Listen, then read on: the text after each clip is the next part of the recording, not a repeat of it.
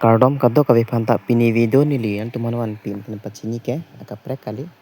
karbino tumas konsel CM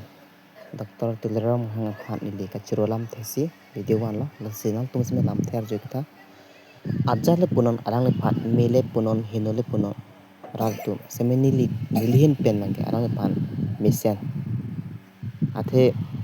kitam tang government congress government pen Justice government la government hin ni kachari hot niliphan mane pena ana ratam ge jata war has milong de sta me non alang le ning ki me pen BJP government kar benglong wang lo pen alang le sikai sinang ni pen niliphan se me long le patta bang na pidel pas bikha long le patta la hala non li tarpon ang hala patta keras patta ase ning rong piklo nili laso patta kelong pen nili pinang anakam chun ilo ajar kam le klem pas patta nang vek nang ge 2022 hosi nili phan laso patta nang pi CM sar harding pen nili phan nang pi la di phulam ding road la 8 km himari terang school playground se nili phan laso keras patta nang pi la ning rong piklo se nili alang le phan suri kero pajero athe kiduk ki plak ke pin pen lason di kangwan pa man thai po si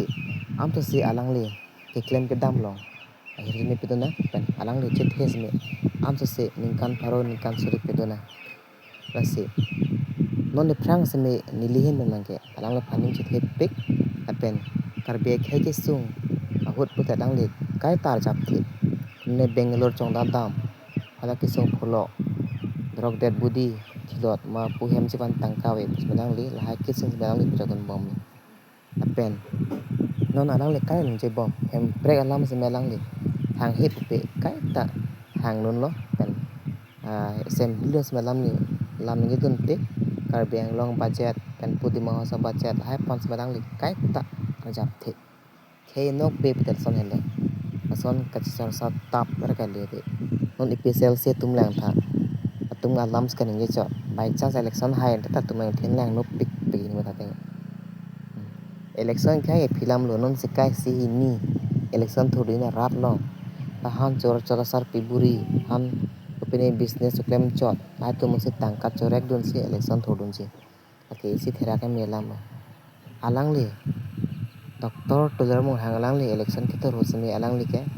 rara long tangka se kai siang he alang le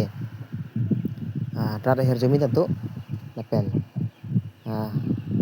alang le acha kam le claim usme chipaduk pik na jaw on puta alang le election nange rem ne dala nasipini video ni le kapre kali nilien pen alang le phan kachuro lam thesi pachelo athe pina mutum ke karbeng CM hindo ke claim chok che thek the jat je pusi karenge je semi nili matha bangke ke thek the bali thek lo ke thek sinon karbeng to mas konselong CM ningkan kre phachari alo ate non MLA simi hayelo ke thek the pate election hai dai le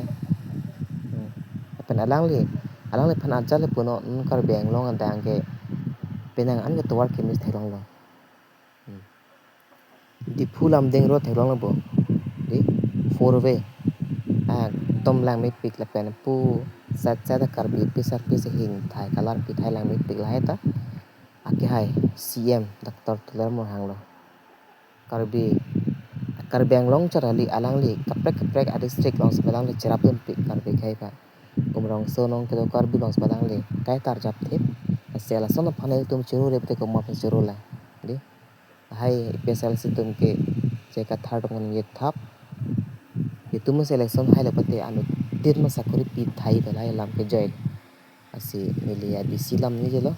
alang le phan just thi hek pen ka choro lam the si video ban no asi pini video untuk phana wan pi beta pachini klan gan pen so video bang un am share tha la ke hai CM long pachili vek tha the ka choro pate alang lis me charge long nei ni mala si pini video klan me